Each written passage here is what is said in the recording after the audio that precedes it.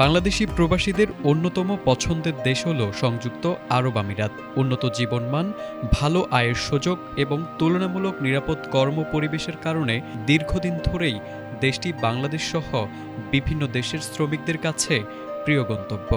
এবার সেই প্রবাসী বাংলাদেশিদের জন্য আরও একটি বড় সুখবর দিয়েছে আরব আমিরাত সরকার। সংযুক্ত আরব আমিরাতের মানব সম্পদ ও আমিরাতিয়াকরণ মন্ত্রণালয় ওয়ার্ক পারমিট বা কর্মসংস্থান অনুমতি প্রক্রিয়ায় বড় ধরনের সংস্কার এনেছে।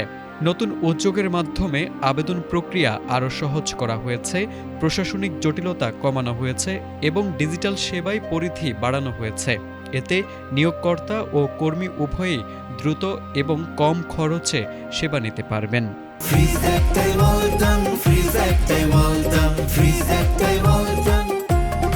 এই সংস্কারের আওতায় বর্তমানে ১৩ ধরনের ওয়ার্ক পারমিট চালু রয়েছে।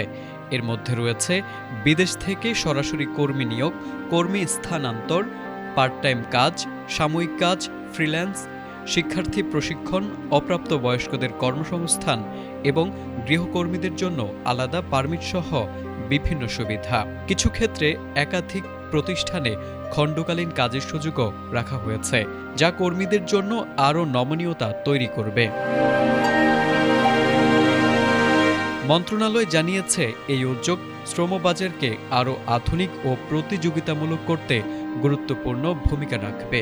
একই সঙ্গে এটি কর্মীদের অধিকার সুরক্ষা, নিয়োগ প্রক্রিয়া সহজীকরণ এবং বেসরকারি খাতের টেকসই উন্নয়নে সহায়তা করবে। ফলে প্রবাসী কর্মীদের জন্য নতুন সুযোগ তৈরি হওয়ার পাশাপাশি আমিরাতের শ্রমবাজার আরও গতিশীল হবে বলে মনে করছেন বিশ্লেষকরা। তারেক আজিজ, এটিএন বাংলা।